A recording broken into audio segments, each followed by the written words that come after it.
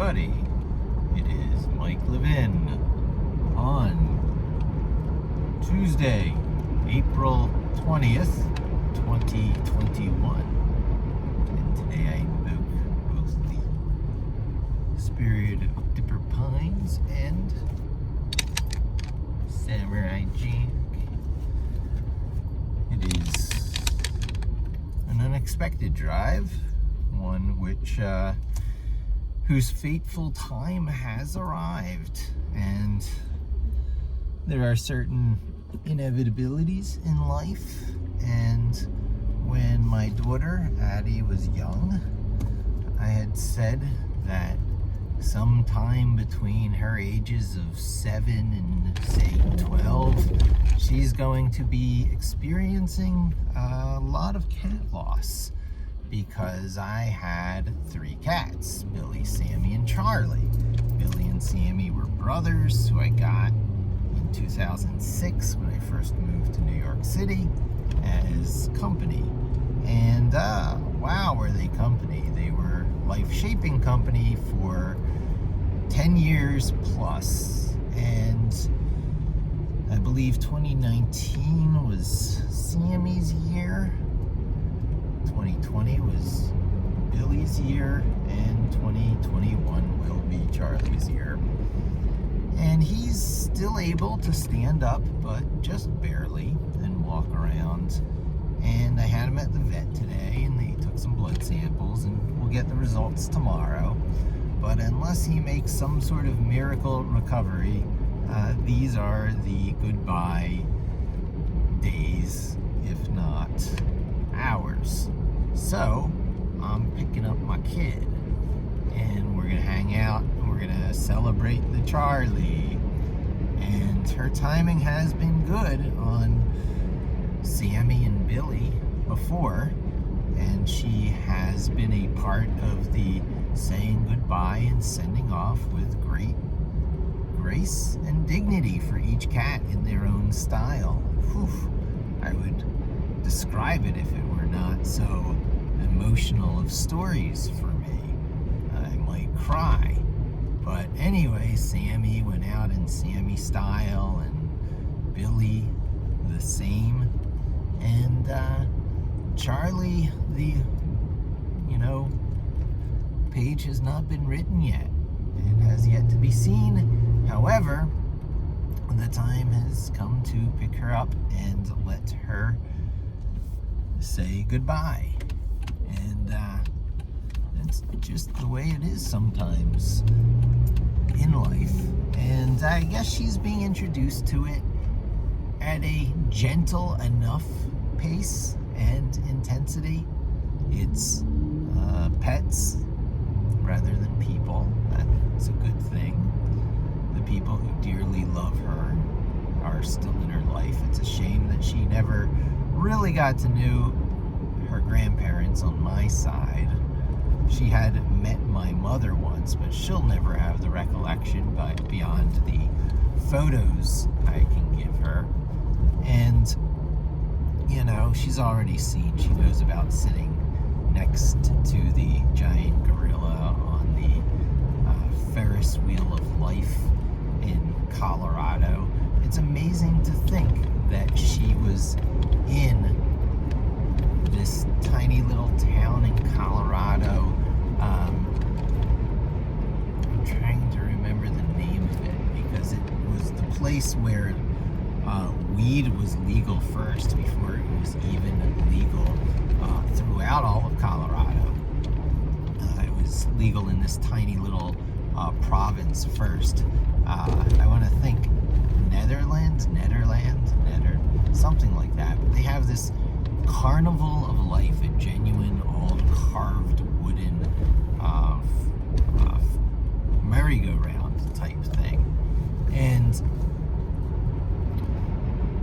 that's where my mom, who seemed to have great taste in experiential things, took me and my daughter and my now ex when we went out to visit her, having learned she had lung cancer.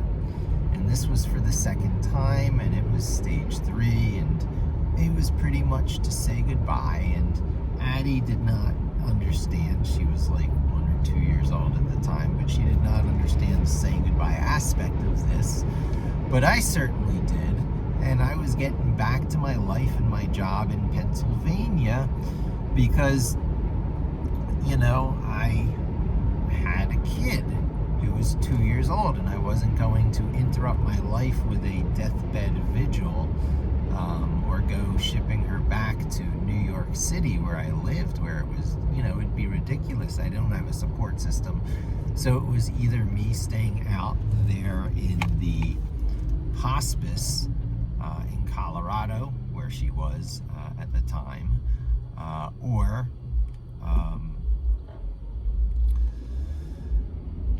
getting back to my life. And I dropped a barrage of photos on her so that she had a steady stream of pictures and photographs coming in that she could look at.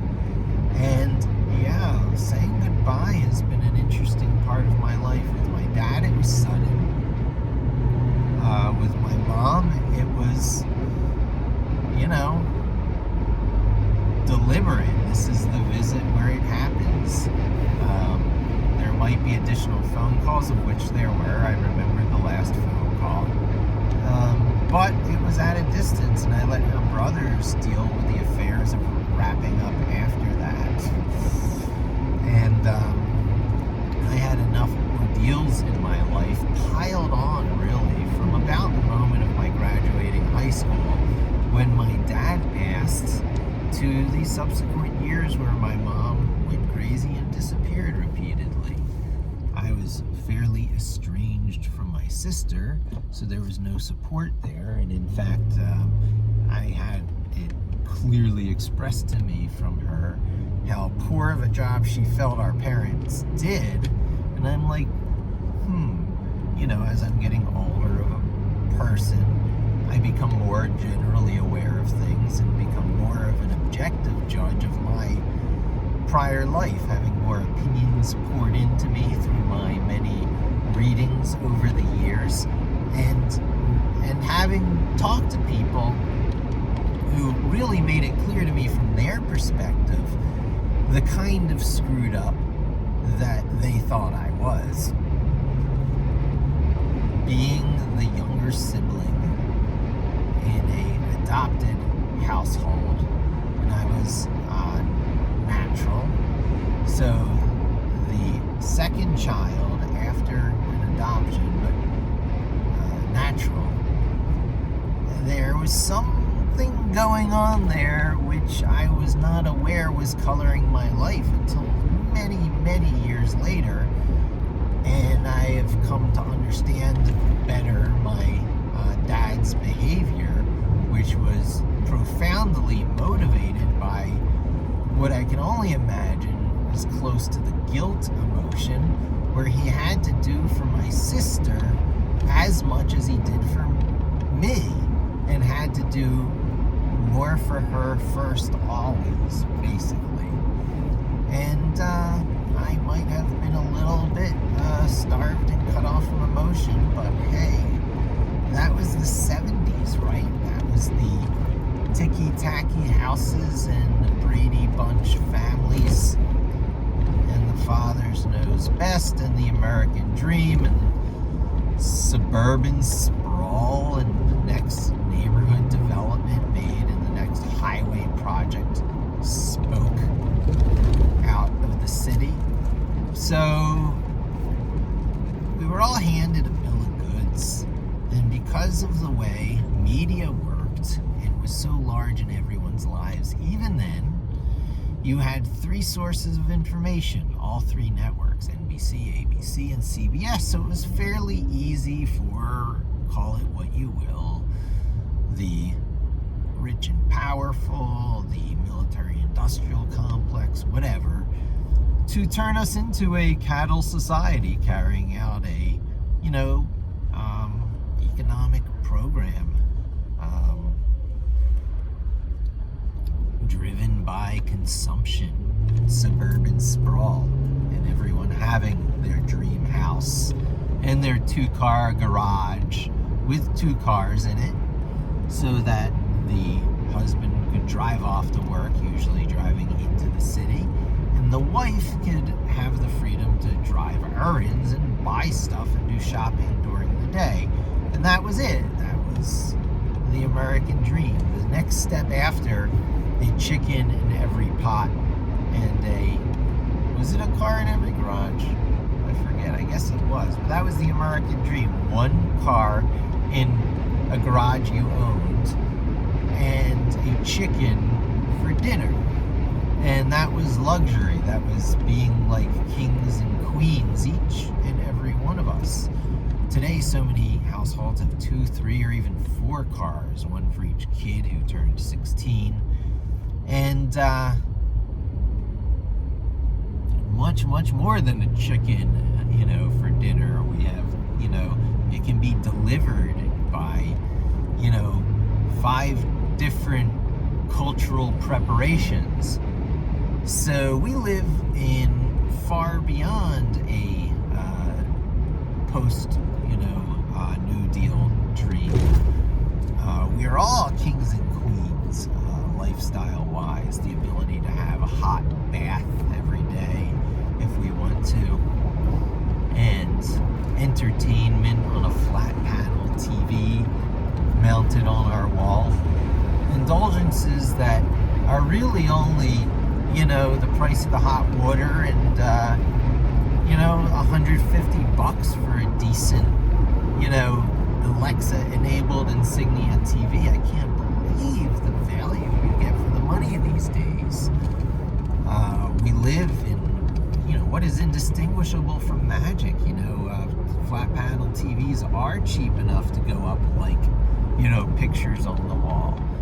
I believe the one I got was $180, it might have been. I didn't spend that much because of credit card points I applied to buy it. However, it was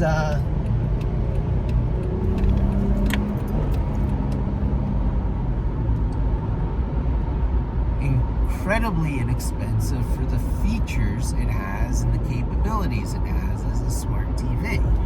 And I feel myself living in the future. In fact, as one of the video inputs as I was poking around was a media server. And I'm like, wait, I have a media server. I bought one that I was planning to use for all kinds of home server purposes, and I never set it up. So that is coming up. I am finally getting organized again in life. I basically became disorganized first when I moved very quickly to Virginia to take my first job after college for a company called Scala Multimedia that later became Scala Digital Signage, and today has been bought up by some other company, I think called Stratosphere, as part of a more broad out-of-home advertising suite of products, from normal signage to digital signage to all kinds of interactive capabilities, I suppose, with people's mobile phones, location-based stuff. So it gets really, really interesting out there, and that's the world I walked away from twice. First, I believe, when I moved back to, I can't, it's hard to even get right. I moved suddenly back to Pennsylvania. Yeah, I worked continuously for Scala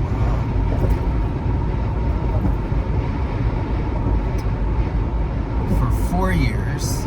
Then I had 2 years where I worked for a company called Profit 21, which was then bought up by, I guess, what is now Epicor. It was a series of roll-ups into the bigger order management and order processing software. So one of the many cash registers you'll see today out there is Epicor, and all the software behind it for running a small or medium-sized business. So I worked for a company that made SMB, they call it, small and medium business inventory control software. How much liquids do you have? How much coils and conduit do you have? Industrial supply software, order management, inventory management. And they actually had two versions. One was called Activin, and it was on all the Unix systems. It might have been IBM AUX, and then later RS-6000. So not only on Unix, but I think two different generations of Unix offered by IBM, two different architectures, an old school architecture and a new school architecture. And then they made a Microsoft-based product, a client-server Microsoft SQL-based product, which was the style in those days. And, I think I went back to work to Scala from there because I could continue to do it in Pennsylvania. And then that was my second stint of about 4 years with Scala, for about 8 years total in two different runs. So those were my early working years after college. So I came out of college, Drexel University, as a graphic design student. Really barely worked in the field of graphic design. One of the various roles I had for Scala while I worked for them was production manager. I think that's what I came back to Pennsylvania, or worked at their Pennsylvania facility for, to be their production manager. And then the time, came for me to do web full time, and Google was just coming onto the scene, and it might have been around 96 or something. I graduated college, and I guess it was 92, 93, 94, 95, 96. Yeah, by around 96, before the web really hit hard, technology was really starting to take off. It was clear the future was in California. I had nothing holding me back. My dad was dead. My mom was disappeared. I'm like, I'll take off to California now. And Scala said, well, stay here. We need a webmaster. And I'm like, you mean, okay, so I have an opportunity to become a webmaster here, but I'm not just going to California to, hook up with some company. I want to do the entrepreneurial thing and make a percentage of the search traffic I'm generating. Basically, yield affiliate. This was in 96, 97, I was saying this stuff. And they were like, oh, come here and do that for us. We can use you as a, incentive-based webmaster here. And they offered me a percentage of company gross. Not net, but gross. And I'm like, okay, sign me up.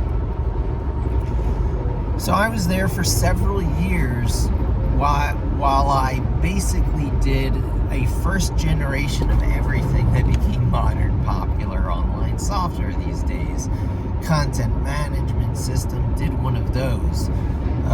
Pixel tracking system like Google Analytics, did one of those.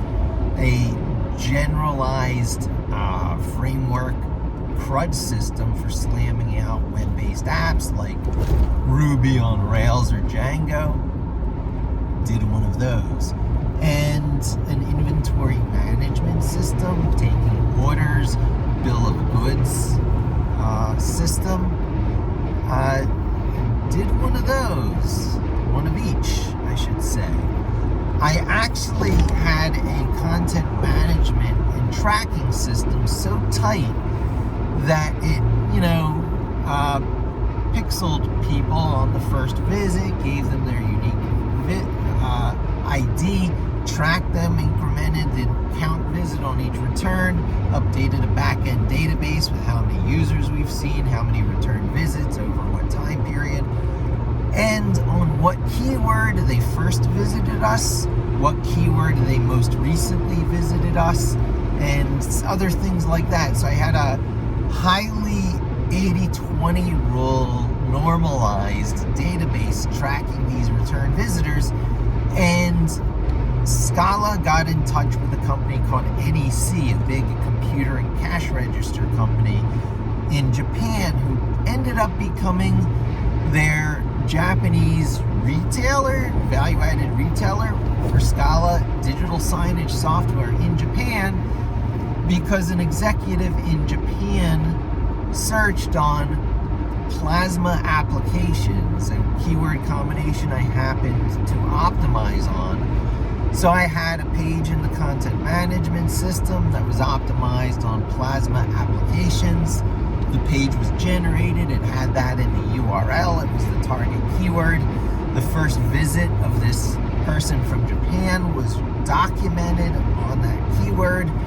And when they finally came in touch with us, and opened a dialogue with the company through an online message board system, a private two-way message board system, which could be disseminated out as leads to resellers, build all that. And this was by the time all that stuff was built in its latest rendition and was firing on all cylinders, was really by 2002 and 2003. And it turns out that the waters really became poisoned between me and this company, because in order to make the leads that I generated to be paid attention to, I had to build a system where they got disseminated out to resellers if our own internal salespeople did not take right of first refusal, and so that there was an accountability trail. And then it was up to me to make sure those retailers followed up and closed them. And then there was some issues concerning the quality of the leads, that a pre-sales qualification process was not taking place. So the company hired an inside Salesforce team that pre-qualified all these leads that I was generating at a rate of about 10 per day, that were ignored at a rate of about, I think it got up to about 10,000 potential sales leads, just ignored before the whole thing exploded and a new CEO and president took over and basically put the company back on track. That guy, even though he turned the company around, had been vilified by other people who thought everything was going just fine, and all this pesky stuff that Mike was doing to upset the apple cart was all just sour grapes, because I didn't get paid my money if they couldn't close sales, we'll see. So generating leads was not enough in my role as like a webmaster. And so I had so many things happening for the first time in these types of systems. I had blogging software going as a subsystem in this. I had a little of everything. And I did it all internally for one master instance that I could not, for the life of me, extract and scale the way, DSS or whatever the Ruby on Rails guy's name it did from Backpack, and made it a big popular thing, even though it was based on this obscure language Ruby.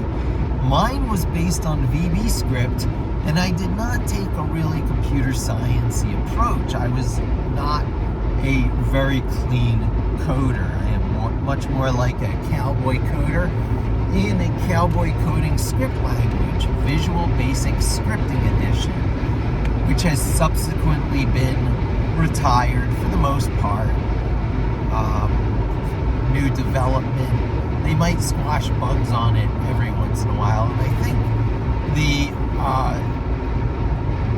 Wish script engine, WSH.exe, is still sitting there in Windows, able to run .vbs files that you might happen to have, that you double click. This is how my Linux distribution, Linux, works. You double click on a .vbs file, the Windows Wish interpreter kicks in, tries running it as a .vbs file, Visual Basic Scripting Edition, and it runs just like Unix shell scripts on a Unix system.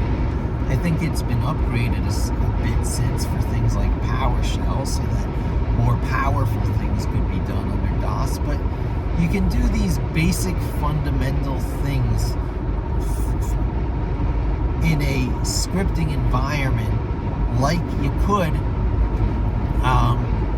in a web environment with these same technologies. You put it on the website and it was a .ASP, that's right, it was .active server page. So it was .VBS to run as a wish script on the Windows side that could be scheduled or treated in all kinds of other ways that I'm treating Unix scripts today or Python scripts. You could run it and execute these things in context other than web-based. If you want it web-based, your VBS was in .ASP files. And that was Microsoft's attack on the LAMP platform until they felt they got their act together enough to make an attack on Java because they thought Java was the big threat. And they did the .NET platform, and suddenly .ASP files became .ASPX files with these .code behinds with separation of concerns. And it was profoundly proprietary, profoundly tied to Microsoft, and I couldn't stand it. It was against my very DNA for technology. And I had a mentor at the time, the guy who was also taking over Scala, actually, after I exposed them as a bunch of non-lead follow-uppers. That same guy was a big advocate of the Microsoft Active Server Page flat platform and in those days, VS Code .NET, which is very different than the web-based VS Code that's so popular today, which is free and open source by Microsoft, built on the Google Chrome Electron platform, stuff for cross-platform compatibility and a familiar user interface, and really in the spirit of taking over for Atom, for the Atom editor. Now that Microsoft has bought GitHub, pretty much all development has come to a halt, I believe, on the Atom editor, and everyone has taken up VS Code because Microsoft has thrown a team of developers behind it over the long haul. Because as you'll remember, about 10 years ago, I identified the platform of the future, everything you'll ever need to know, outside and beside from web development. And this I determined before the Node platform and the full web stack existed, is Linux, Python, Vim, and Git. Linux, Python, Vim, and Git are everything you need. All of it, with the exception now of the things that you have to do with Node.js because it's become pea in the pool of tech. Node.js is like, sed and awk and Node.js. Because sometimes you gotta program in really kooky languages for edge cases. And that edge case happens to be user interface design, front-end work. And while you're doing front-end work, it's not a bad language for back-end work as well, and you can do full web stack. One language to rule them all. Very 2020s, early 2020s. In the early 2020s, it was clear that the web stack won, the full web stack won, until it didn't, because of so much overhead. Overhead, my friend, is what has kept me, even from Docker. Overhead, my friends, is what's kept me from poetry and pipenv. Because just as Python decides to include venv and pip as a part of the standard installs, why should I layer on a dependency now is the time to seize upon pip freezing.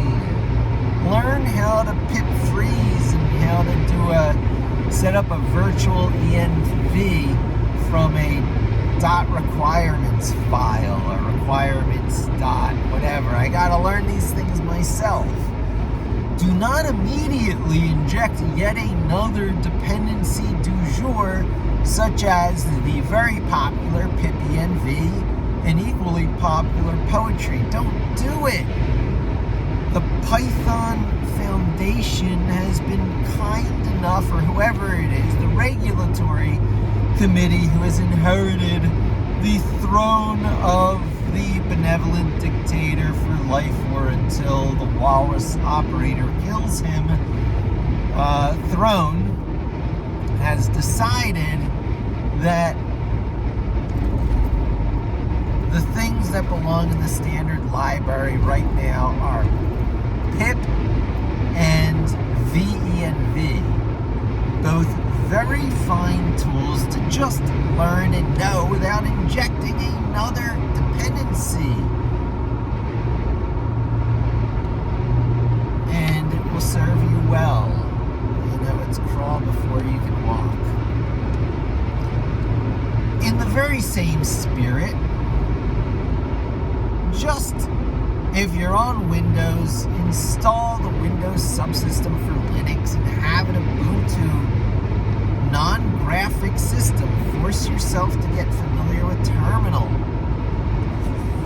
Everything deploys in the cloud on terminal because they're not going to add the extra overhead required to have a desktop you log into for all these cloud-based systems.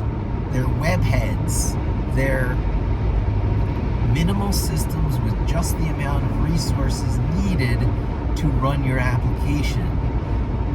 You know, the same sculpting of the hardware that's taking place, say, by Apple with their M1 processor, getting it down to just the metal that's used according to the 80-20 rule, to get down to the 20% of the metal that's used in 80% of the cases, so that you can have the low power, easily putting to sleep, fast to recover advantages of ARM hardware, non-x86.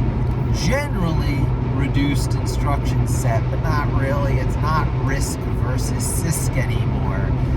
It's a grab bag of methodologies that look RISC-like, that lend themselves well to the mobile world, versus a parallel and different grab bag of technologies that's used for laptops and servers, where there's pretty much a guaranteed power supply and network connection all the time, that used to belong to the x86 world, but now is increasingly belonging to the ARM world, and more specifically now the 64-bit ARM world, now that Apple made it official. Microsoft and other companies were doing it long before, but Microsoft flopped with Windows RT, a special version of Windows on it, and then they released another version that did pretty decent emulation of actual Windows. And then they released the 64-bit version most recently on the Surface Pro X, if I have it right. And I tried to get me one of them, but it wasn't in stock in the store, so I got the Microsoft Surface Laptop 3. They're just about up to the 4, but they start at $1,000. So I got my 3 for like $700 and $800 respectively, something thereabouts, and I was able to add the styluses, and the two of them still came in at under $2,000. So I feel I did the right thing, got me and my wife on some new laptops in a very timely time, as the old design that I was so in love with, the portfolio design of the Surface Pro I don't, can't even remember the name. I'm gradually starting to put it out of my memory, because as in love as I was with those designs, and as nice and slick as it was to lift it off into tablet mode and to flip it around for an artistic, use and better TV watching, too many moving parts. Too many moving parts. Too many moving parts will always get you. So just try and reduce them and don't inject them as a needless dependency. Which gets me back to why I don't really use Docker these days. I can build servers from scratch with instantiate hardware. Raspberry Pis are really wonderful along these lines. And in 2012, I did the first YouTube Raspberry Pi unboxing. And it's become such a big thing these days. My Raspberry Pi video is completely buried now. But I could have tried to redeem myself and done a whole series of Raspberry Pi videos and rode that wave. I see things so far ahead of when they become popular. And now, 10 years later, I hear, on Talk Python to me, Raspberry Pi blades. And they're so excited about all these new little deployment technologies that are coming along to do your own CI, continuous integration and deployment at home, as if you were using the Git pushing methodologies of using GitHub, but without doing GitHub and using it in your home. I could have been doing these things years ago, maybe should have, but my mind wasn't into it, so I'm going to ride the wave now. So I need to get more into these things than I have been of late. So as I get organized, I do things like uncover Mull Media Server that I got a few years ago, and I'll set it up as a media server. And I'll rip all my DVDs onto it, and I'll keep everything on there, and I'll start maybe pulling stuff down off of the cloud that I generally keep on the cloud today. But why, if you have a home media server? Redundancy, you say? Well, that's where I'll get into this cool technology stuff. First, right off the bat, I'll have 2 terabyte hard drives, so I'll have a RAID array. At minimal, it will be mirrored with a 2, but if I can pull it off, possibly I might go with a RAID 10 or 01 for striping and mirroring for the best compromise of, write speed and data security once written. Generally, that takes 4 drives, but there's tricks you can do today with 2 drives. But chances are I'll go for a standard mirroring, just for simple redundancy. So one drive or the other can fail, and you just swap it out with the whatever modern drive that has at least that much drive capacity, and it'll just magically continue as if it were the mirrored, redundant, drive. And so you want to have at least that level of control over hardware underneath your fingertips. People forget this because of the cloud, because of the cloud abstracting all this away. And let me tell you, as someone who, I never really built my own mod casing, and I know a lot of people did all that modding stuff and came up through the x86 avenue and did things like a lot of gaming rig, a lot of modding and gaming rig for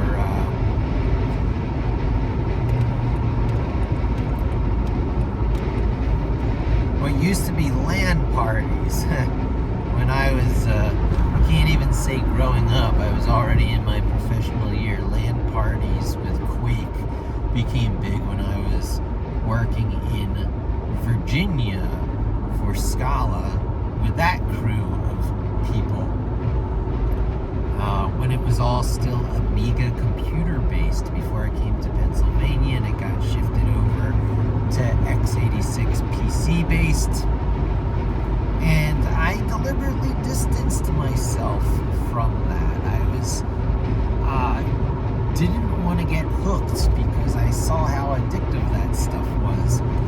I reading Snow Crash at the time, and I said, yeah, I'll be like the feds and I'll keep myself in flatland. And that's when I started throwing myself into trying to learn programming languages and doing web stuff and these generalized system and frameworks, Ruby and Django-like stuff. And I was quite proud of some of my accomplishments and built some stuff built on that. I was the toolmaker maker in those days. I was dabbling in being the person who made the frameworks. However, I've already now been there, done that enough times where I don't feel the joy in it, and I've been stung by other frameworks enough that I really don't want to take up React.js either. I see people running from technique and sub-framework to technique and sub-framework and just within React, and that's within something that is albeit free and open source offering, but still from Facebook.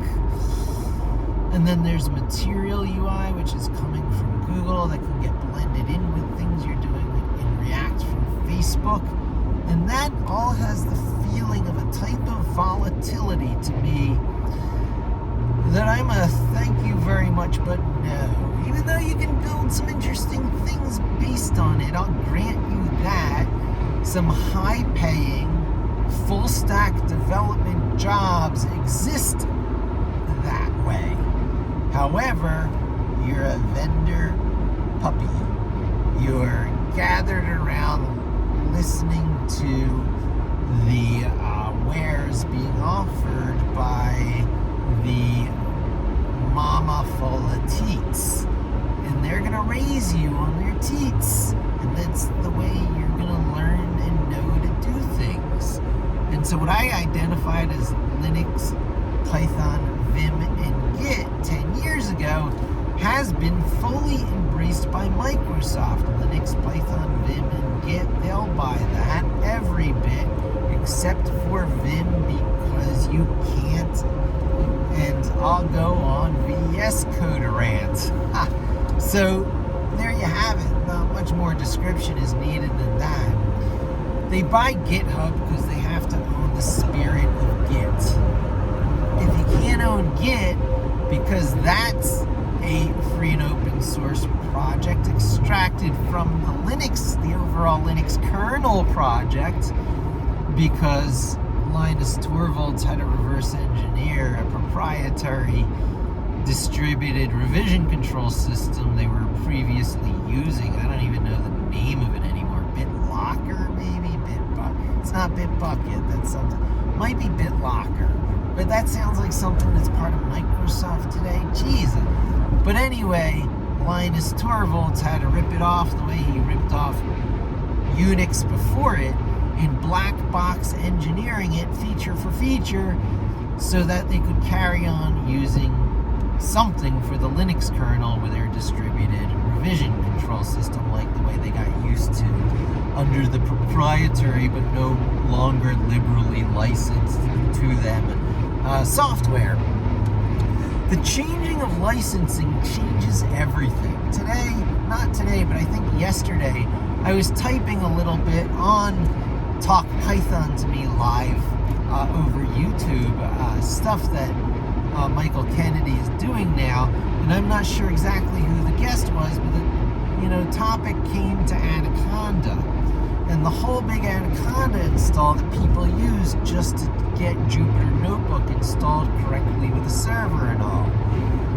Now, on my new laptop, I did install Anaconda, but I'm almost sorry now I did, because now that pip supports binaries for different hardware platforms, be you Mac, x86, ARM64, there's a binary for you, or there soon will be. So I chatted to them saying, I think Anaconda is going out of style, or will be going out of style, because one pip freeze and install can probably get you the whole long list of software installed on your system that Anaconda could previously. And it'll sort out all the dependencies and stuff and be more updated versions of everything because of PyPy, because the Conda versions are sometimes a little bit behind. So if you want the whole data science stack, why not? Maybe I'll do it. Maybe this will be the future of Pipulate. Pipulate for data science. Pip install Pipulate, a practical alternative to Anaconda, because now you'll have all this stuff, and I could just take the whole list of stuff that Anaconda installs, make that the dependency requirements of pip install Pipulate. You just pip install Pipulate, and I'll just make sure I only include everything from Anaconda that doesn't need a custom build. So a handful of things, maybe like PyTorch. I don't even know if there's anything out there that doesn't have wheels for it anymore. But just to demonstrate, hey, all you data science people, Anaconda isn't necessary. The native Python ecosystem now has what you need. Pandas, no problem. Pip install pandas. The NumPy dependency, where you needed the common tools for a GCC build, don't need it. Pip install pandas. NumPy is a dependency. Bam! It drops onto your machine from the pre-compiled binary for your machine. For anyone who thinks virtual machines are new, let me remind you that an x86 binary for, say, 64-bit is an x86 binary for 64-bit. There might be two versions out there, one for like let me get this right. One for AMD that came first and became very popular, and one that came later by Intel when 64-bit became blessed and official because Intel caught up with AMD. So there's two 64-bit x86 architectures out there, unfortunately. I think they might have managed to get rid of one or the other. There's even another based on Itanium, which has, thank goodness, been put to rest. So people think Intel floundering is anything new. Intel floundered before when the megahertz, gigahertz clock race cycle was going on and chips could get as hot as they needed to and just became cooled in new crazy ways as they pumped up the gigahertz. And that was called the era of the titanium processor. And it was only server based, and I think it got to 64-bit first. Might have even got to 128-bit, I don't know. But they retired the thing, nobody wanted it, and it was a debacle for Intel. And Intel and meanwhile, AMD was coming along with all these low power things, and the graphics cards were coming along, the Radeon and NVIDIA graphics cards, and you could put together a machine that had no Intel in it at all, and it was a great, self-modding game machine. I wasn't in those circles. I avoided those circles. I was part of that first-person shooter world that I deliberately avoided, but I kept aware of that world, and you could put together some awesome stuff, and Intel often had nothing to do with it after a while. So the nostalgic Intel people said, where did everything go wrong? And they were like, everything was great when we were calling things Pentium. Pentium was wonderful. 286, 386, 4A's, Pentium. No 586, we call it Pentium now. MMU, there were some co-processors appearing. They became aware of the Amiga way of doing things, and they threw in some Mac co-processors. Later on, they started throwing in pretty competent graphics co-processors.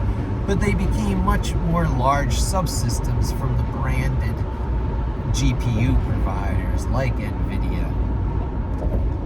And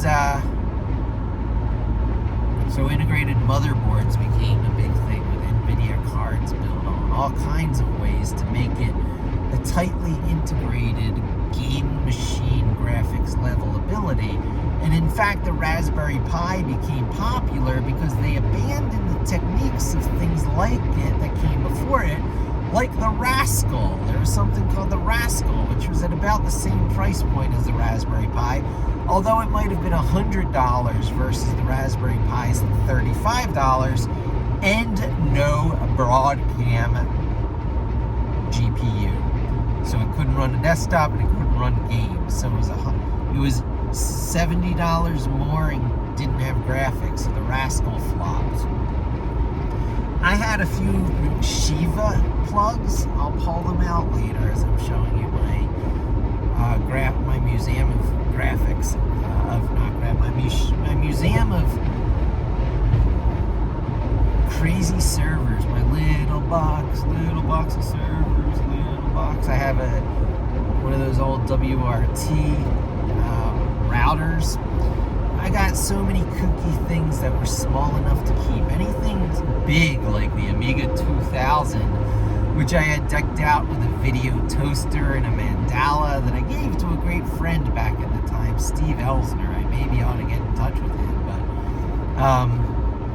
he was one of my candidate partners in crime that never really blossomed into one, along with Mark Rifkin and a bunch of people who through the years I was trying to look to as being my, Woz to be the Woz to my jobs, but I was not that and they were not that, and I continued to be. It's funny, I'm rewatching Lost. I'm a lot like John Locke. I am as if in a wheelchair at a desk job, living my fantasies of being close to the action, but out in the burbs of Pennsylvania. So it's a little surprise when I had a chance to come to New York City on my first job in New York City with a VP title at a public relations company, the one who launched Amazon. I was like, heck yeah, sign me up. So yeah, the job story continues. After I was in, I guess, Pennsylvania with Scala on my second stint with Scala, I gave up that percentage of company gross revenue, not even net, but gross, because the waters were poisoned and I could not possibly stay on that path with those people and feel good about myself. You can only forcibly change the culture of a company so far before everyone hates you, and it's just poison water syndrome. So this opportunity came up from a dear friend, Adam Edwards, on and off, a dear friend through the years, but on and off closeness, because him and I follow different paths. He's the incredibly quiet extrovert who thrived in the New York agency world. Became vice president at various, agencies over the years. I basically got out of that vice presidency role and never became one again. Got stuck at the director level over the years because I didn't want to be on a beeper. I didn't want to lead meetings and perform like a dog. I was happy just being at my keyboard coding and experimenting. However, I was never good enough, as someone from Conductor, co-founder, active, still runner, Conductor, put it to me, no one will hire me as a programmer, as a coder. I've had that contradicted many times over the years. However, the thing is, I thrive very well in the marketing environment because I know how to say yes. The trick is don't scale. The trick is don't put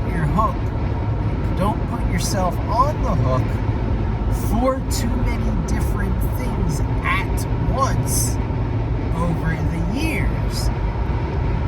Spread it out. Make yours work work like a phantom. It comes and goes like a phantom. Use webheads and work in a greatly functional coding style. The functional coding style of which Haskell is a member of, and all these other strange languages like F#. It just means there's no side effects. There's nothing that your software coding does except for take in an input through a formal API and return a value through a formal API. And then what was there before is completely as if destroyed, as if it was never there, so that there's no memory leaks. Nothing stays open in a stateful way. Open connections and side effects over time. The writing of files on the side just doesn't happen in the functional coding style.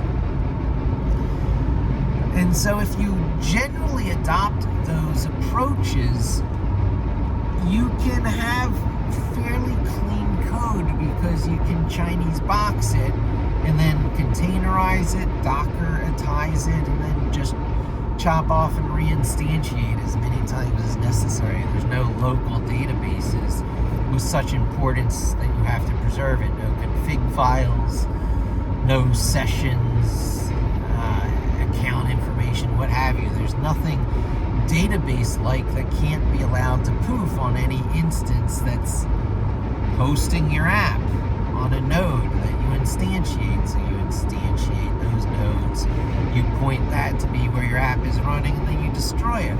I've managed to do that trick without Docker and without containerization just fine, thank you very much, many times over the years. And if you just avoid being on the hook for formal web development, you can work some pretty big, amazing things and basically have a multiplier effect of you as an employee. So, like, what is the end game here?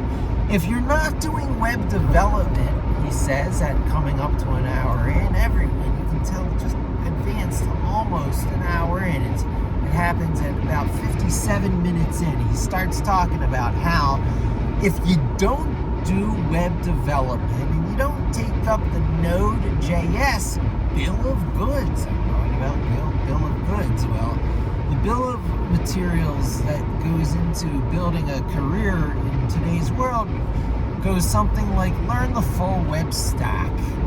Choose a modern framework such as React.js. You might go with Vue, and it might be something else beyond that in the future, and be ready to run from, platform to platform and framework to framework, because, that's just the way it is in the JavaScript world. It's not complete enough on its own. Well, Python is complete enough on its own, and each time I push my own personal coding work forward, as I am doing right now with Pipulate, rebasing Pipulate, what it is, the very nature of what it is, changes and adapts with the times. And once upon a time, it was just getting what is today the pandas equivalent to the apply function. Pandas.apply is everything Pipulate was trying to be, to process cells in a row and column way, working left to right as if a lawnmower sweeping across rows, filling in any missing cells using any values that might have happened along the way in any rows you've encountered so far, or even from other places now bound by that must have encountered in rows so far.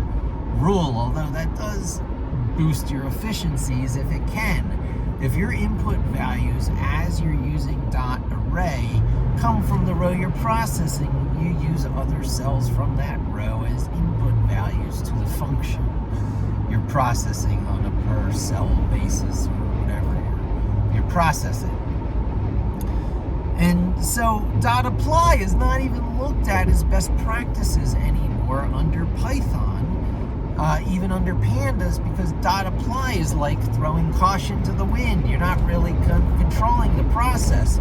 If there's a lot of complexity to it, it might run all the way and make it through. It might not. If it fails in the middle, what are you going to do? What about stateful stuff and stuff that you can track about how, much it's processed so far along the way, and graceful returning to that point. And so as it turns out, a lot of the things that you would use a pd.apply for, or a data frame.apply for, which is what my old generalized systems were really outstanding at doing, today you can use data frame.apply for, or you can use more deliberate control and looping structures, which is what I believe is recommended. It's not best practices to use data frame.apply. And so for people who have no idea what I'm talking about, who this is all coming off as blah, blah, blah, picture a Microsoft Excel spreadsheet. You with me so far? There's rows and columns of data, which collectively make cells of data, where a row of data intersects with a column of data. You've got an intersection, a cell of data. So the upper left is cell A1. Now, very often cell A1 isn't used because it's not the intersection, or everything converges on one point. It's not a really great index. A better index is diagonally down and to the right. Let's call it B2, cell B2, the intersection of row 2 with column 2. So first of all, you know there's columns in the picture. You know that you have column or data. I want to say tabular, but that might not be true at this point. You know you have columns. Now, then you'll know you'll have a row because you go to 2, so you have row data as well, so you have row and column data. Now, I believe you can call it tabular data, and you're generally doing matrices processing. You're processing matrices of data. The input arguments, the parameter values, or the arguments to your requests is already in a partially populated matrix. Call it column 1 or column A, using the alphabet Microsoft Excel indexing system. So you got column A, next to that is column B, next to that is column C. So the first row of column B is B1, but you often have headers, you have titles in those locations. So if your data has titles, you often find titles in row 1 and not data. So your real data columns, your real data rows often start at row 2. So B2 would be a good place to look for real data, because A2 to the left, often you've got an index there, which is not a real meaningful number. A lot of what I'm talking about lately is making your index meaningful, making your primary index or your primary key a unique constraint primary key, compound column unique constraint. That's best practice. That's why SQLite, the way I'm back-ending a lot of this database stuff lately, even though it came out originally with an auto-incrementing, automatically available primary key, according to what noobs, people new at this stuff, might like to have, just add 1 each time a new record's created. See, each record has a unique number assigned to it, and that's the way you do these things, and that way you know each one that was given out. And it's like, well, what about, when you delete records from the middle and data, continuity of adding 1, stepping through, and other things like having your keys, your primary key, say something about it. Oh, well, then you can use a date stamp, a time date stamp with microseconds. It's like, really, you want to deal with all that? Why don't you just use this column that has, just a date, what date it was made, and then you use this other column that has, something equivalent of namespace, and then you use this other column that has, a dimension or something like that, and then you make the keys what was the same thing that you used to pull the data, and, them together, there will be no two that are exactly the same, or it would pull the same data, so you've ensured uniqueness. Consequently, the data that pulls the data almost always makes for a perfect multi-column primary key. Integrate that into the way you do stuff. Integrate that into your thinking. So that comes up a lot in how I'm revving all my stuff right now, because SQLite gives such a convenient, get that for free. The ability to get for free the checking of a unique constraint before doing an insert. So you can either do it with a Python try and then your insert fails, or you can check whether the key you're about to insert already exists, is in a member of all the keys of this table, which I believe is pretty optimized to do in Python. So you have a number of ways to take advantage of having that unique constraint primary key with SQLite. It's just a delightful way of working, and a lost art form once I had forsaken SQL. I had forsaken SQL in my life because I gave it up at the era of SQL Server popularity when it was attacking the LAMP platform. I was one of those SQL Server IIS under Active Server page people who needs LAMP when you can just jump on the Microsoft bandwagon. And then the Microsoft bandwagon became we got to defend against Java. And then the technologies became too kooky for me to stay on. And no matter what Gerard Bucas said, I had to get off of ASP.NET. It was ridiculous. Callbacks, JavaScript, callbacks, proprietary everything. So I started my great hunt. I was drawn to Helma on the Rhino JavaScript engine. And of course I kicked those tires and gave that up as entirely non-mainstream and took up Python because Google was making all the libraries, all the third-party client libraries, not third-party, but the client libraries necessary to interact with the GData and the other APIs I needed at the time were always made available in, .NET, usually C#, C#.NET and Python. Those were the two blessed languages. And I'm like, well, I already went that C# route. That is not for me. ASP.NET was not for me. C# was not for me. I don't like C languages, and I don't like Visual Basic adapted for whatever they did there. It was yucky. Just no.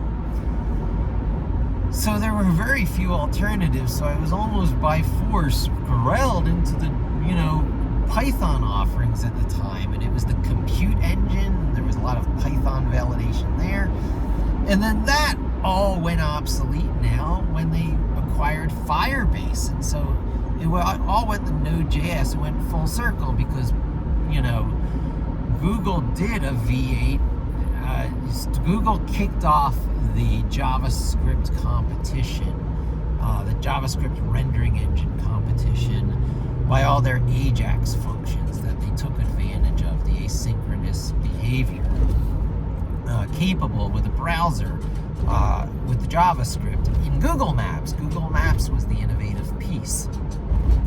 It was mainstream enough that it changed everyone's expectations, so Google pushed Google Maps out in front of everyone. Everyone dragged and zoomed and was like, look, this is the way it can be. Expectations changed, and then Node.js took the V8 engine that was part of that arms race at JavaScript and I guess Firefox and Safari, JavaScript performance arms race, performance, stability, maturation, standards. And they got the advantage of that by extracting the V8 engine. I forget this guy's name, but he had a seminal talk where he talked about what Node.js was. You extract that V8 engine, you put it in a server piece of software host, and you've got Node.js, and the world was changed. but I missed that. I made my Python commitment just before that, and I don't even know if I would have wanted to have been bleeding edge. However, I did make the mistake of doing my first generation of stuff with mod Python under Apache. So I was still buying the LAMP bill of goods, the Linux Apache my PHP and Python bill of goods. I was like, hey, now that I'm on Python, I might as well use Apache and kick the tires of MySQL as well. Well, MySQL was gobbled up by Oracle as part of the Sun acquisition, and it was like so much for that. I'm not going to really touch MySQL. It has an index sequential access mode in it. I investigated enough to realize there were different SQL engines underneath, and it was pretty cool. There were some performance advantages and some edge cases I was used to getting in the past that I could get again by adopting MySQL and controlling which API I used to access it, because the ISAM engine was still underneath. There was the btrieve engine. There were some familiar things there. It was a cozy feeling at first, but the age of Postgres was upon us, and I had to, do a few things where I kicked the tires of local database again, and I chose Postgres, and I was like, why would anyone ever choose MySQL over Postgres? Postgres is like enterprise ready in every way, and still free and open source without the taint of Oracle over it. And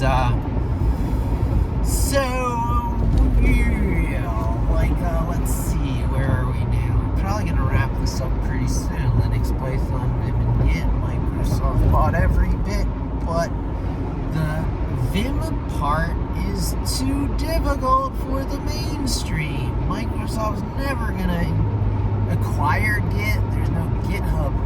Acquire Vim. There's no GitHub of Vim. There's no Vim to buy. But when they bought GitHub, there was Atom, and they were like, well, we can do the spirit of Atom, but just do it so much better, so much quicker, throw so many developers at it, and just do everything that will make it the default, de facto standard choice, and we've got our vendor trap, complete. A Windows subsystem for Linux that runs the mainstream Linux repository Ubuntu. It doesn't run. So on the Michael Kennedy thing that I connected into, they're all Mac people, so they're all used to homebrew and homebrew formulas. And I was in that world for a while, the homebrew and homebrew formula world, and I did not like it. I did not like it, not one bit, because what was the, organization behind it? What was the story? And I knew the Debian story, and it was not just the Debian story. It was the Ubuntu story on top of the Debian story, which I also liked as the story of drivers. So Ubuntu was the story of, Red Hat competitor that'll support drivers for every device and have the balls to even create its own, desktop, Linux desktop competitor called Unity, which I used for a while. I was a Unity fan. You'll find those YouTube videos on the Genuine article. I even played with KDE Plasma for a while to see if really what I wanted wasn't actually to just be on a Linux desktop full time. If you want Linux full time as your desktop, just be on Linux as your desktop full time. So I tried it. And then I tried other things like, well, what about Windows with Cygwin installed? And I'm like, Cygwin's good. Cygwin makes my Windows system more POSIX compliant than Macs are. More POSIX compliant than Linux is.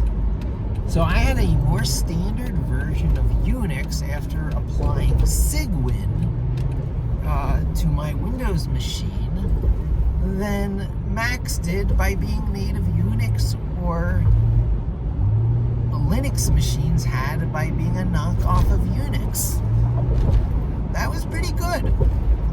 I needed to do stuff, I used the MSYS terminal part of Cygwin, so I didn't even get Cygwin all the time. Sometimes I just wanted its compiler part. I think that was MSys. No, wait, the terminal part was MSys. And then there was Min64. I've used its GCC compiler part, and it was some real acrobatics, mental acrobatics and stuff to keep it straight. But it was like having WSL, the Windows subsystem for Linux, before WSL. I should have answered that to Michael Kennedy. What is Homebrew for Windows? Well, Homebrew for Windows, what I did answer to him, it was the Ubuntu repository under WSL, because that's what it is today. You'd be crazy not to use it. But in earlier years, it was Cygwin. We've had it for many, many years under Windows. I say we as if I was firmly in that camp. But I went to the Windows camp kicking and screaming as my employer, Scala, moved from native Amiga, where I could use my rare knowledge and know-how as an Amiga jockey. An Amiga jockey, I believe we called ourselves a lot back in those days, to make it in the big bad world after college. So my first real job was moving off to Virginia, Herndon, Virginia, to work in Reston, Virginia for Scala,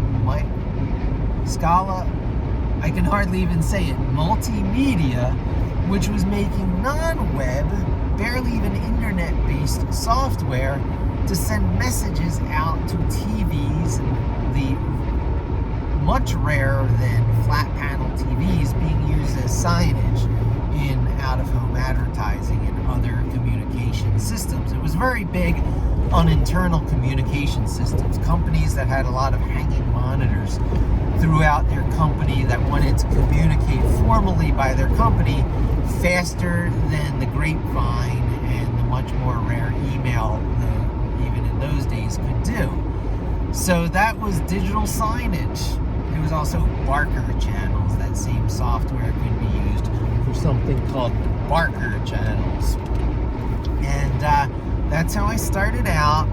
I graduated high school in 88, 89, 90, 91, 92. It was about 93 or 94 before I went to work for Scala. It might have been 94. The first time for Scala in Virginia. Those couple of years I was taking care of family business. That's when my dad died, and I ran his check cashing store and had to shoot that guy who tried to rob me in a parking lot of a bank. And, as an after effect of that, is get into tech fast. So this opportunity came up with Scala in Virginia, so I took that instead of going off to the West Coast before the dot-com boom. I totally could have been part of the dot-com boom. I was without ties in life. Only thing was my mom was missing. So for some reason, staying close was staying East Coast. So when she reappeared, that's what brought me back to Pennsylvania and the opportunity to work for Scala. That is true. I actually came back to Pennsylvania when my mom reappeared from one of her crazy bouts. So because she resettled, and so I wasn't out in California. Oh, how different it would have been with her resurfacing and me out in California. I might have said to her brothers, you guys handle it. I'm not uprooting my life. And I didn't. I came back. I uprooted my life several times for my mother. And I was there as a good son, and then I realized good son syndrome. And I always thought it was about me. I had good son syndrome, and I realized many years later, because of the help of people educating me about narcissism and other related conditions. My mother had some serious problems long before her schizophrenia set in. Her problems were much more in the neighborhood of borderline or schizophrenia or some such thing. Far be it for me to diagnose, but suffice to say, it made my life much more difficult in ways I did not realize it was making my life difficult. I don't know these aware of a lot of it in my close to 15 years in New York City when I moved here on almost a knee-jerk reaction as Adam Edwards moved here. Said, hey, the grass is much greener over here. Be a vice president. I came here, I was a vice president. I redid one of my generalized systems. It got turned into HitTail. HitTail had almost a 15-year run, as long of a run in HitTail in New York City as I had in New York City. HitTail shut down. I moved out of New York City back to Pennsylvania.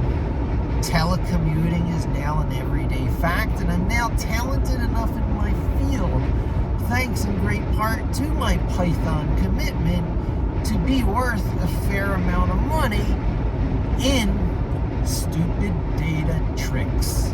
My specialty is stupid data tricks on a Linux scheduler.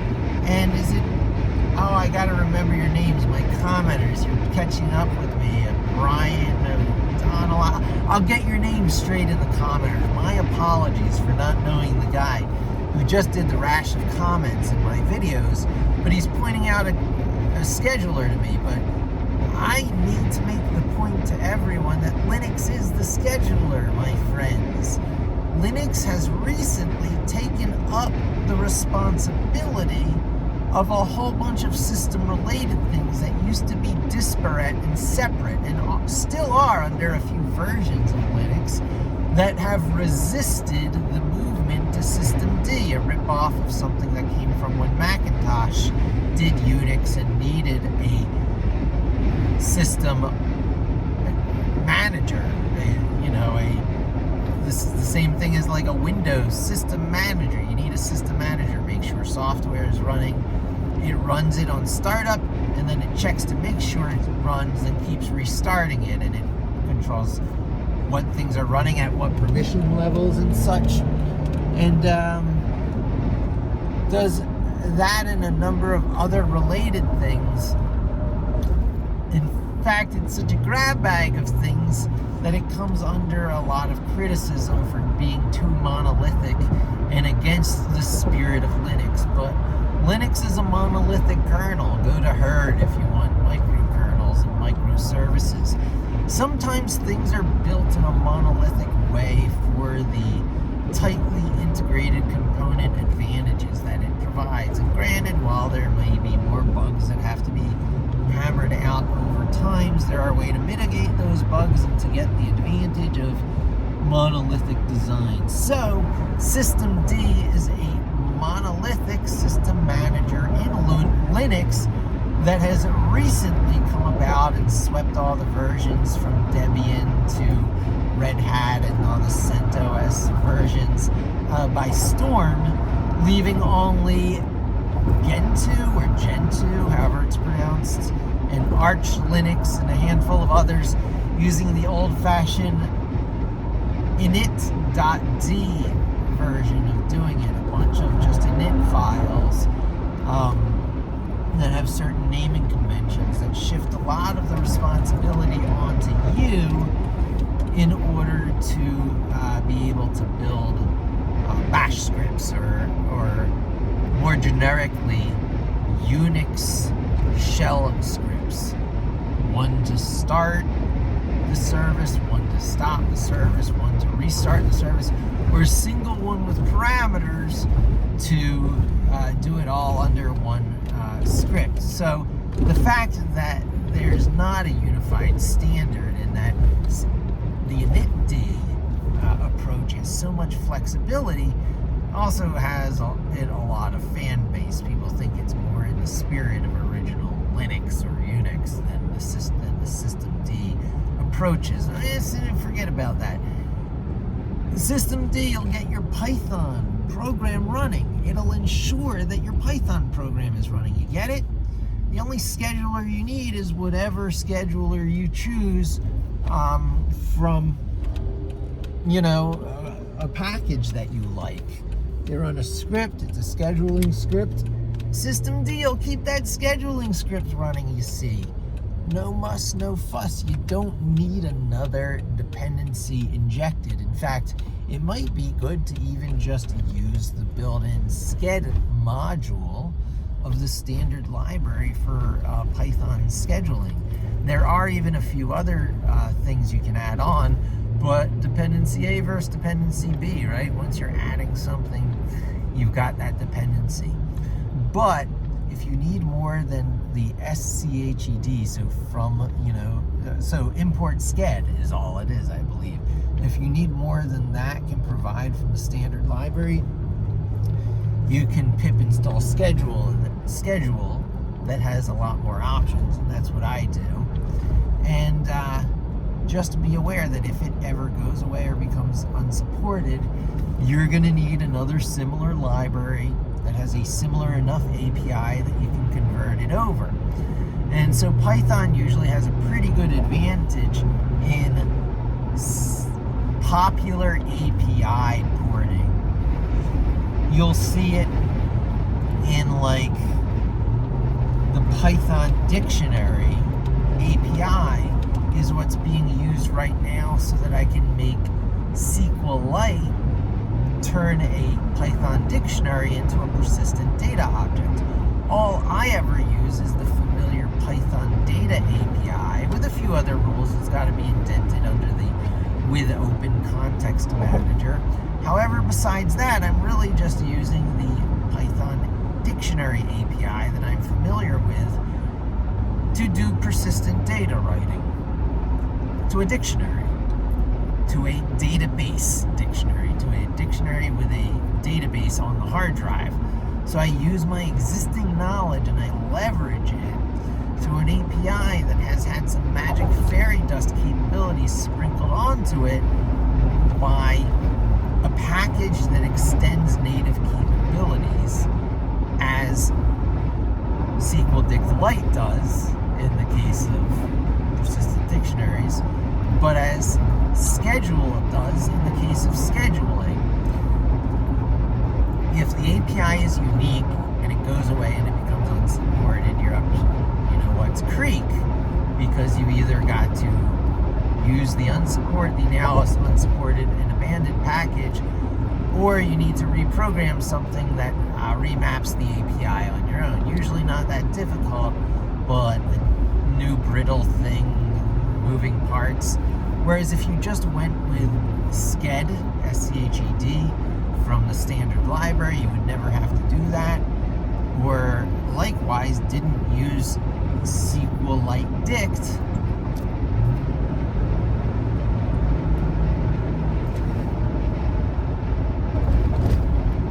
for persistent dictionaries, but there's going to be something that appears eventually from the Python standard library that'll allow you to back-end persistent dictionaries with SQLite. It's really just a matter of time. It's one of these places where I'm ahead of my time. I hate to say it. I mean, I don't want to toot my own wheels, but was unboxing Raspberry Pi before anyone in the world heard of it, and I grabbed that first million view video that was available from just walking into that space.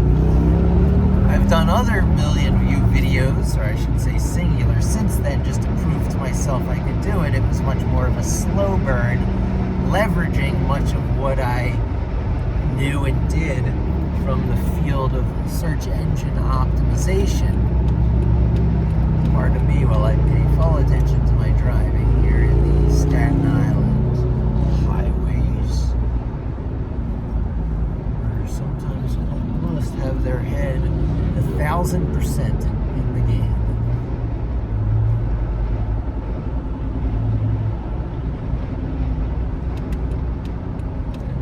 I'll be wrapping up the video because I'm close to my destination. You really have to be willing to spend gas pointlessly here amongst the Staten Islanders who speed up when they notice your lane changing. Boy, vibes. Staten Island vibe is something special. A Philadelphian in a Jeep is about the only thing that can natively stand up to the Staten Island vibe, and I'm suburban Philadelphia, not even South Philly. But I recognized a certain kindred spirit between Philadelphians and Staten Islanders when I saw it, and when people see you as the old softy and start to walk all over you because they're Staten Islanders and they think they can walk over someone of that softer Blue Circle vibe because they conditioned themselves up Green Arrow. Sometimes you can identify that happen playing out like a recurring, drama, and just control the conditions of the interaction, almost as if it's a comedy. And the driving equivalent of that when you're, in a Jeep Wrangler such as I am, is being willing to spend gas on a lane change when someone in the middle lane realizes you're getting from the left back to the middle and starts closing the distance by punching it. You punch your gas and firmly finish your driving maneuver and resist the temptation to flip them the bird and go, yeah, that's the vibe around here. I've lived in not a few boroughs of New York. I wish I could say that. I've lived in 2 boroughs of New York, Manhattan for the majority of the years, and Staten Island for a couple of years at the end. Enough to make some generalities. So, it certainly has its positive points and its offerings.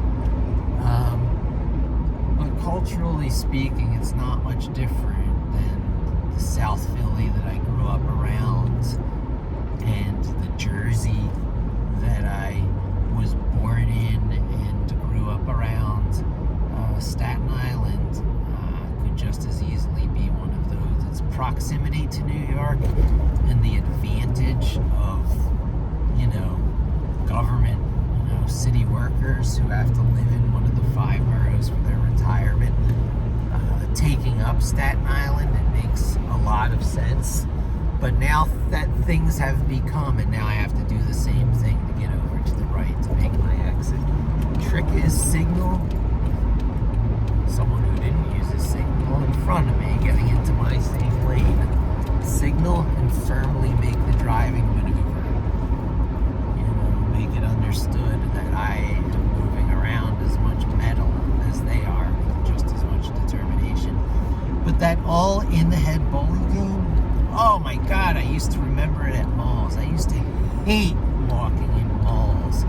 The Plymouth Meeting Mall growing up, but it was carried over to other malls, King of Prussia especially was this way.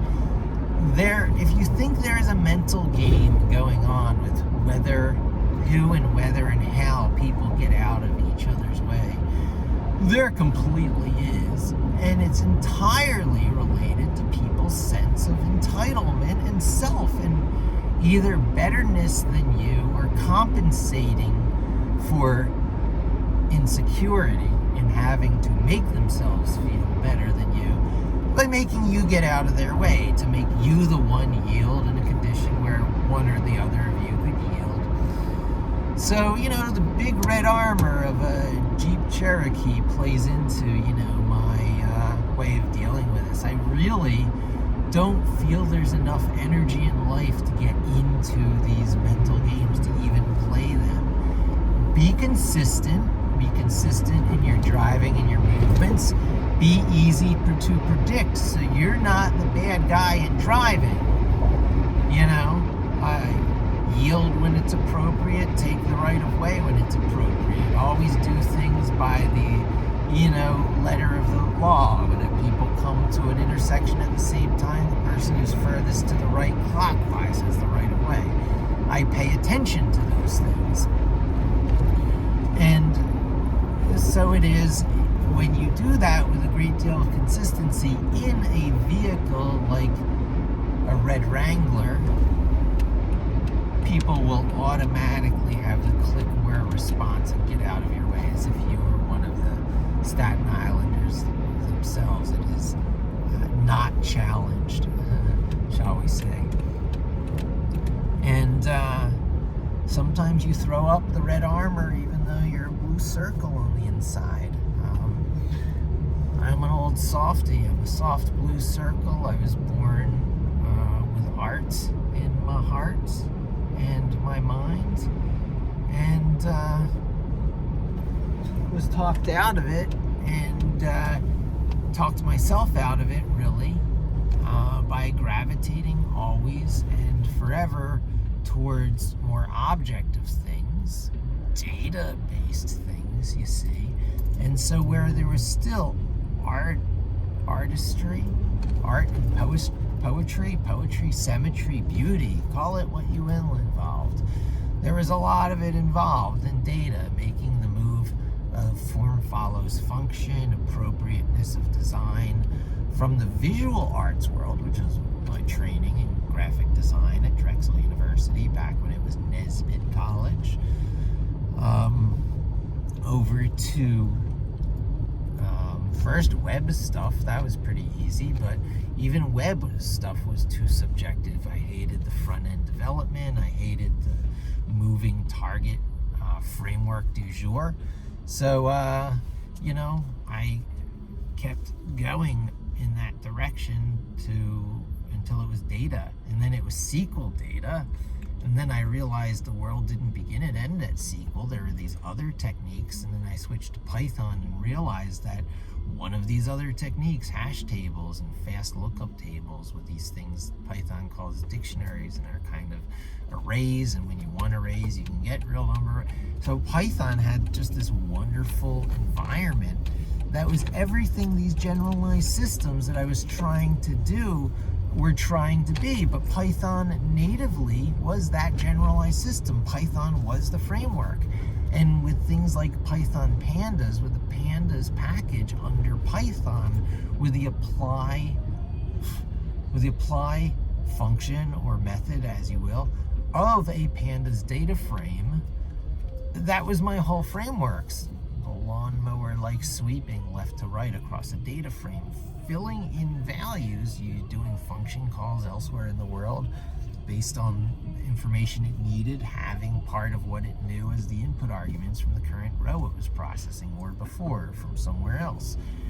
And even using .apply under pandas is frowned upon now, and all the other techniques that are used as the alternative are the kinds of things I'm mastering. Processing matrices has many approaches, and so I shall finish processing the matrices according to these many approaches. It's custom every time. My framework is really Python. You can layer in a few other third-party packages, but do it sparingly, because each one you're exposing yourself to a potential dependency vulnerability. I'm going to use even URL lib when I can, only taking up HTTPX and Chrome automation where necessary, because fewer moving parts. And that's where I wrap up. That's what you're going to have to get from me, taking all this, making it run headlessly over on cloud instances natively under systemd with very little scheduling software necessary beyond what Linux provides. Thanks for joining me. Hope to see you again soon. And as usual, don't forget to subscribe.